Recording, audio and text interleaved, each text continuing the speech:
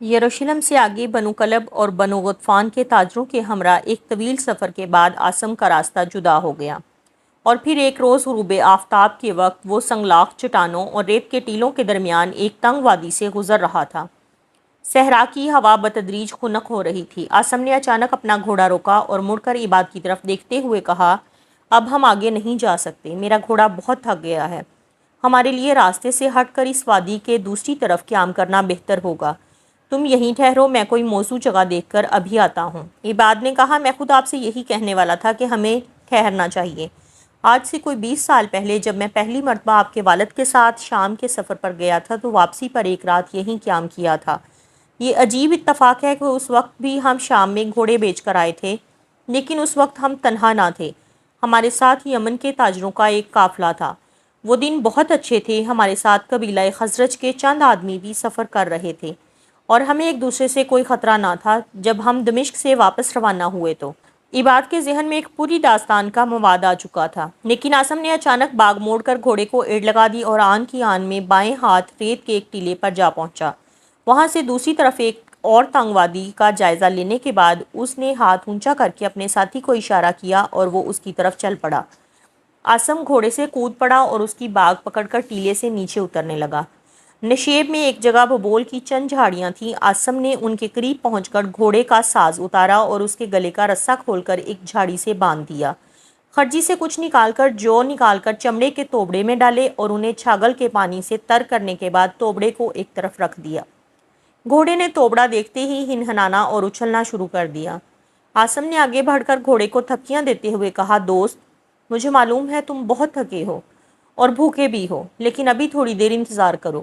پھر وہ جھاڑیوں کی طرف بڑھا اور ان کی سوکھی ٹہنیاں توڑ کر ایک جگہ جمع کرنے لگا۔ اتنی دیر میں عباد بھی پہنچ گیا اور اس نے اپنے اونٹ کو بٹھا کر اترتے ہوئے کہا، میرے خیال میں یہاں اتنی سردی نہیں ہوگی کہ ہمیں رات کے وقت آگ جلانے کی ضرورت پیش آئے۔ عاصم نے جواب دیا، خیال تو میرا بھی یہی ہے، تاہم احتیاطاً ایندھن جمع کر لیا ہے۔ اگر سردی زیادہ ہو گئی تو آگ جلا لیں گے۔ تم پانی کا مشکیزہ اور کھانے کا سامان اتار لو اور اونٹوں کو ان جھاڑیوں سے باندھ دو۔ باقی سامان اتارنے کی ضرورت نہیں، ہمیں پچھلے پہر یہاں سے روانہ ہو جانا چاہیے۔ میں چاہتا ہوں کہ چاند ہم گھر پہنچ کر دیکھیں۔ مشکیزے میں پانی کافی ہے، تم کچھ گھوڑے کو پلا دو، میں نے توبڑے میں جو بھگو دیے ہیں۔ تھوڑی دیر بعد رات ہو چکی تھی۔ اونٹ ببول کی ٹہنیاں نوچ رہے تھے اور گھوڑا توبڑے میں منہ ڈالے جو چبا رہا تھا۔ عاصم نے عباد کے ساتھ بیٹھ کر پنیر سے جو کی روٹی کے چند نوالے کھائے، اس کے بعد پانی پیا اور ٹھنڈی ریت پر ٹانگیں پھیلاتے ہوئے کہنے لگا، ہمیں آگ کی ضرورت نہیں، تم اطمینان سے سو جاؤ، میں آدھی رات تک پہرا دوں گا۔ عباد کی آنکھیں پہلے ہی نیند سے بوجھل تھیں اور وہ فوراً لیٹتے ہوئے بولا، دیکھیے، جب آپ کو نیند آنے لگے تو مجھے ضرور جگا دیں۔ رات کے وقت ہم میں سے ایک کو پہرا ضرور دینا چاہیے۔ تم میری فکر نہ کرو، میں نے کل رات خاصا سو لیا تھا۔ اب اگر مجھ پر نیند کا غلبہ ہوا تو بھی اٹھ کر ٹہلنا شروع کر دوں گا۔ تھوڑی دیر بعد عباد خراٹے لے رہا تھا اور عاصم چت لیٹا ستاروں کو دیکھ رہا تھا۔ اس کے خیالات مختلف سمتوں میں پرواز کر رہے تھے۔ کبھی وہ شام کے شہر کی پر رونق گلیوں اور بازاروں کا طواف کر رہا تھا اور کبھی یثرب کے نخلستانوں کی سیر کر رہا تھا۔ وہ تقریباً 4 مہینے کے طویل سفر کے بعد اپنے گھر جا رہا تھا، اور راستے کی تمام دشواریوں کے باوجود اس کا یہ سفر اس کی توقع سے زیادہ کامیاب رہا تھا۔ امن کے دنوں میں عرب کی حدود کے اندر عاصم اپنے آپ کو نسبتاً محفوظ سمجھتا تھا، تاہم قافلے سے جدا ہونے کے بعد اس نے احتیاطاً راستے کی طرف ان بستیوں میں سے گزرنا مناسب سمجھا جن میں رہنے والے قبائل اہل یثرب سے دوستانہ تعلقات رکھتے تھے۔ اسے اس بات کا شدید احساس تھا کہ اس کا بخیر و عافیت گھر پہنچنا اس کے خاندان کی عزت کا مسئلہ ہے، اور اب وہ کسی ناخوشگوار حادثے سے دوچار ہوئے بغیر اپنی منزل مقصود کے قریب پہنچ چکا تھا۔ جب وہ سوچتا کہ میں صرف کپڑا فروخت کر کے اپنے چچا کا تمام قرضہ چکا سکوں گا اور دمشق کی خوبصورت تلواریں دکھا کر قبیلہ اوس کے ہر نوجوان سے داد و تحسین حاصل کر سکوں گا، تو اس کے دل میں خوشی کی ایک لہر دوڑ جاتی۔ لیکن جب اسے اپنے گھر کا خیال آتا تو وہاں کے مناظر اس دشت کی تنہائی سے زیادہ وحشتناک محسوس ہوتے۔ اس کی ماں اسے بچپن ہی میں داغ مفارقت دے گئی تھی۔ اس کے 2 بھائی جن کی شجاعت و جواں مردی پر سارے قبیلے کو فخر تھا، وہ لڑائی میں کام آ چکے تھے۔ اس کا باپ کسی بیمار کی ایک مدت تیمارداری کرنے کے بعد گھر واپس آ رہا تھا کہ کسی نے بے خبری کی حالت میں پیچھے سے حملہ کر کے اسے قتل کر دیا۔ اب آسم کی زندگی کا سب سے بڑا مسئلہ اپنے عزیزوں کے خون کا انتقام لینا تھا۔ اس کے بھائیوں، اس کے باپ اور اس کے ابن ام کی روحیں پیاسی تھیں، اور یہ پیاس صرف بنو خزرج کے خون سے بجھائی جا سکتی تھی۔ حبیرہ، اس کا چچا، اپنے دائیں ہاتھ سے محروم ہونے کے باعث تلوار اٹھانے کے قابل نہ تھا۔ حبیرہ کے چھوٹے بیٹے سالم کی عمر ابھی 14 سال سے بھی کم تھی، اور اس کی بہن سعد اس سے کوئی 2 سال چھوٹی تھی۔ ان حالات میں اپنے گھرانے کے زندہ افراد کے حوصلے قائم رکھنے اور مرنے والوں کی روحوں کو آسودہ کرنے کی ساری ذمہ داری آسم پر عائد ہوتی تھی۔ وہ فطرتاً ظالم یا خونخوار نہیں تھا، لیکن اس نے ایک ایسے ماحول میں آنکھ کھولی تھی جس میں خاندانی یا قبائلی حمیت پر جان دینا ایک نوجوان کا اولین فرض سمجھا جاتا ہے۔ اپنے معذور چچا اور اس کے کم سن بچوں کی بے بسی اس کے لیے ناقابل برداشت تھی۔ شام کی طرف روانہ ہوتے وقت اس نے حبیرہ، سالم اور سعد کے سامنے منات کی قسم کھا کر یہ عہد کیا تھا کہ جب میں واپس آؤں گا تو تم لوگ فخر سے سر اٹھا کر یہ کہہ سکو گے کہ ہم اپنے دشمنوں سے انتقام لے چکے ہیں، اور شمعون بھی ہمیں اپنا مقروض ہونے کا طعنہ نہیں دے سکے گا۔ آپ کو اس بات کا ملال نہیں ہونا چاہیے کہ ہمارے قبیلے کے سرکردہ لوگ لڑائی سے اکتا چکے ہیں۔ مجھے یقین ہے کہ میں ان کی غیرت کو زندہ کر سکوں گا۔ اور اب وہ صحرا کی ٹھنڈی ریت پر لیٹا یہ سوچ رہا تھا کہ یہ نئی تلواریں جو اس نے شام سے حاصل کی ہیں، میں عنقریب ان جوانوں کے ہاتھوں میں ہوں گی جو قبیلے کے ایک ایک مقتول کا انتقام لینے کا عہد کریں گے۔ پھر کوئی عرب ہماری آئندہ نسلوں کو یہ طعنہ نہیں دے گا کہ تمہارے اسلاف اس قدر بے حمیت تھے کہ وہ دشمن کے خون سے اپنے عزیزوں کی روحوں کی پیاس نہ بجھا سکے۔ لیکن اس کا انجام کیا ہوگا؟ کیا ہمارے انتقام لے چکنے کے بعد یہ جنگ ختم ہو جائے گی؟ نہیں، یہ جنگ ختم نہیں ہوگی۔ ہماری غیرت و حمیت کا تقاضا ہے کہ ہم اپنے عزیزوں کی روحوں کی پیاس بجھانے کے لیے اپنے دشمنوں کا خون پیش کریں، اور یہی حال بنو خزرج کا ہے۔ ہم دونوں اس جنگ کو جاری رکھنے پر یکساں مجبور ہیں۔ یہ انتقام در انتقام کا سلسلہ جاری رہے گا۔ کب تک جاری رہے گا؟ آسم کے ذہن میں سوال کا کوئی جواب نہ تھا، اور وہ ذہنی الجھاؤ کی حالت میں دیر تک بے حس و حرکت لیٹا رہا۔ پھر حال اور مستقبل کے تلخ حقائق سے منہ پھیر کر ماضی کے سپنوں میں پناہ لینے لگا۔ اسے بچپن کے وہ دن یاد آ رہے تھے جب اوس اور خزرج پرامن ہمسایوں کی طرح رہتے تھے، اور وہ خزرج کے بچوں کے ساتھ کھیلا کرتا تھا۔ اس زمانے میں یثرب کے نخلستان کتنے خوبصورت معلوم ہوتے تھے۔ ان دنوں بستیوں میں کتنی چہل پہل ہوتی تھی۔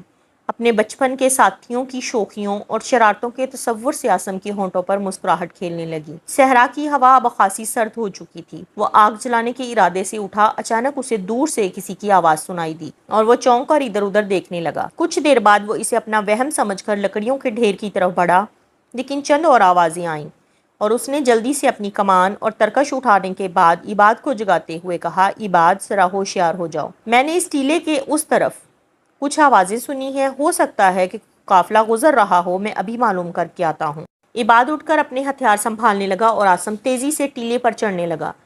چوٹی پر پہنچ کر اسے کچھ فاصلے پر الاؤ کی روشنی میں چند آدمی اور گھوڑے دکھائی دیے۔ یہ لوگ الاؤ کے گرد بیٹھے ہونے کی بجائے کھڑے ہو کر کسی بات پر تکرار کر رہے تھے۔ آسم احتیاط سے قدم اٹھاتا ہوا آگے بڑھا اور ٹیلے سے نیچے اتر کر چلنے کی بجائے زمین پر رینگنے لگا۔ کوئی بلند آواز میں چلا رہا تھا، میں نے تمہارا کچھ نہیں بگاڑا۔ میں منات اور عزا کی قسم کھاتا ہوں کہ یہ بہتان ہے، یہ جھوٹ ہے۔ سوتے ہوئے کسی کے ہاتھ پاؤں جکڑ دینا بہادری نہیں۔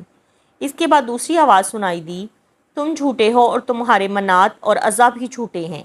میں تمہارے خدا کی قسم کھاتا ہوں، موسیٰ کے خدا کی قسم۔ ٹھہرو، میری بات سنو، میں بے گناہ ہوں۔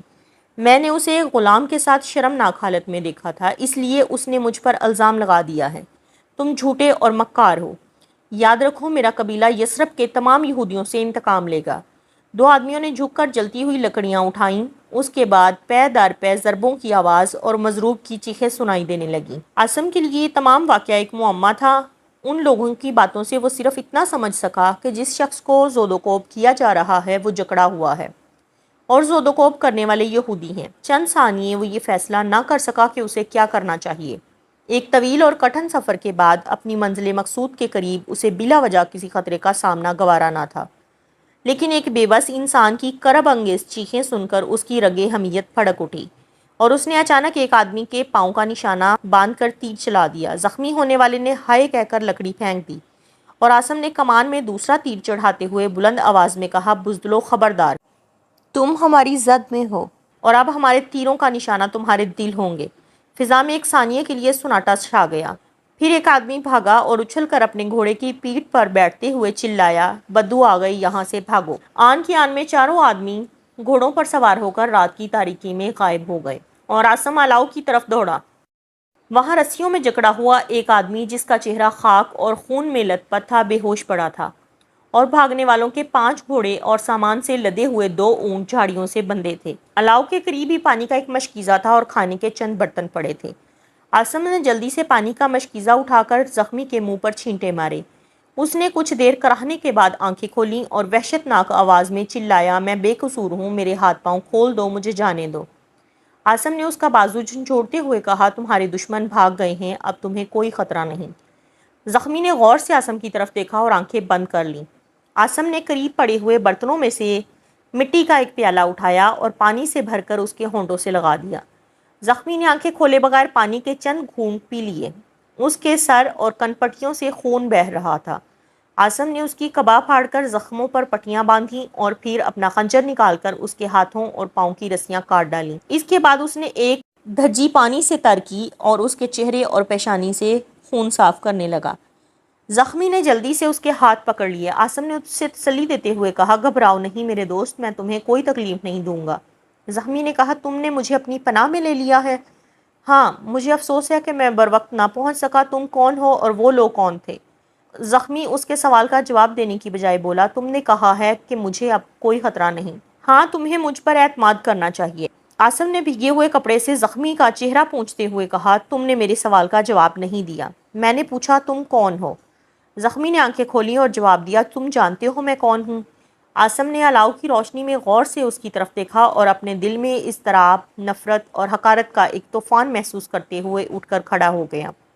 یہ عمیر بن عدی تھا، جس کا خاندان اور قبیلہ اس کے خاندان اور قبیلے کے خون کا پیاسا تھا۔ عاصم بے حس و حرکت کھڑا یہ محسوس کر رہا تھا کہ عمیر کے بزرگوں، بھائیوں اور عزیزوں کی روحیں اس کے بزرگوں، بھائیوں اور عزیزوں کی روحوں کا مذاق اڑا رہی تھیں، اور وہ اپنے قبیلے سے بدعہدی کا مرتکب ہو چکا تھا۔ عمیر نے اپنا ہاتھ بڑھا کر اس کے پاؤں پر رکھ دیا اور التجا آمیز لہجے میں کہا، عاصم تم مجھے پناہ دے چکے ہو۔ اور عاصم اس طرح مضطرب ہو کر پیچھے ہٹا جیسے کوئی زہریلا سانپ اس کے پاؤں پر رینگ رہا ہو۔ تم ٹھیک ہو نا؟ میں ٹھیک ہوں، اس نے جواب دیا، تمہیں وہیں رہنا چاہیے تھا۔ عباد نے آگے بڑھ کر پوچھا، کیا ہوا، یہ گھوڑے کس کے ہیں اور یہ نوجوان کون ہے؟ عاصم نے جھک کر اپنی کمان اٹھاتے ہوئے کہا، مجھے معلوم نہیں، آؤ چلیں۔ عمیر نے دردناک لہجے میں کہا، عاصم تم اگر چاہو تو مجھ سے انتقام لے سکتے ہو۔ میں ان یہودیوں کی بجائے تمہارے ہاتھوں قتل ہونا بہتر سمجھتا ہوں۔ عاصم کچھ کہے بغیر وہاں سے چل دیا اور عباد ایک ثانیہ توقف کے بعد اس کے پیچھے ہو لیا۔ عمیر اٹھ کر چلایا، عاصم ٹھہرو، مجھے اپنے ساتھ لے چلو۔ یہاں رات کے وقت بھیڑیے مجھے نہیں چھوڑیں گے، مجھے اپنے ہاتھوں سے قتل کر دو۔ عاصم، عاصم، وہ لڑکھڑاتا ہوا آگے بڑھا، لیکن چند قدم چلنے کے بعد منہ کے بل گر پڑا۔ عاصم رک گیا، اس نے عباد کی طرف دیکھا اور کہا، عباد، یہ عمیر ہے، عدی کا بیٹا، اور میں اسے ایک مظلوم و بے بس انسان سمجھ کر پناہ دے چکا ہوں۔ اب میں اس پر ہاتھ نہیں اٹھا سکتا، لیکن اس کی مدد کرنا بھی میرے بس کی بات نہیں۔ میں صرف یہ جاننا چاہتا ہوں کہ اسے مارنے والے کون تھے۔ تم جانوروں کو لے آؤ، میں یہاں تمہارا انتظار کروں گا۔ عباد نے کہا، اگر آپ اسے پناہ دے چکے ہیں تو اتنا ضرور یاد رکھیے کہ آپ حبیرہ کے بھتیجے اور سہیل کے بیٹے ہیں۔ تم جاؤ، عاصم نے برہم ہو کر کہا، میں چاہتا ہوں کہ ہم فوراً یہاں سے روانہ ہو جائیں، اب مجھے آرام کی ضرورت نہیں۔ عباد چلا گیا اور عاصم واپس آ کر عمیر کے پاس کھڑا ہو گیا۔ عمیر منہ کے بل پڑا ہوا تھا۔ عاصم نے قدرے توقف کے بعد اسے آواز دی، عمیر، عمیر۔ عمیر نے کوئی جواب نہ دیا۔ عاصم جھک کر اس کی نبض ٹٹولنے لگا۔ وہ زندہ تھا۔ عاصم نے اسے اٹھایا اور الاؤ کے قریب لٹا دیا۔ الاؤ میں جلنے والی لکڑیاں انگاروں میں تبدیل ہو رہی تھیں۔ عاصم نے ایک اونٹ کا پالان اتارا اور انگاروں کے اوپر رکھ دیا۔ جب آگ کے شعلے بلند ہونے لگے تو عمیر کی طرف متوجہ ہوا۔ عمیر نے کراہتے ہوئے آنکھیں کھولیں اور ادھر ادھر دیکھنے کے بعد اپنی نظریں عاصم کے چہرے پر گاڑ دیں اور نحیف آواز میں کہنے لگا، مجھے معلوم تھا کہ تم مجھے اس بیچارگی کی حالت میں چھوڑ کر نہیں جاؤ گے۔ تمہیں یاد ہے ایک دفعہ تم نے شمعون کے سامنے کہا تھا کہ وہ دن دور نہیں جب بنو اوس اور بنو خزرج متحد ہو کر یہودیوں کے خلاف لڑیں گے۔ مجھے یقین ہے کہ وہ دن اب دور نہیں۔ عاصم نے روکھے انداز میں کہا، مجھے تم سے کوئی دلچسپی نہیں، میں صرف یہ جاننا چاہتا ہوں کہ تمہیں مارنے والے کون تھے۔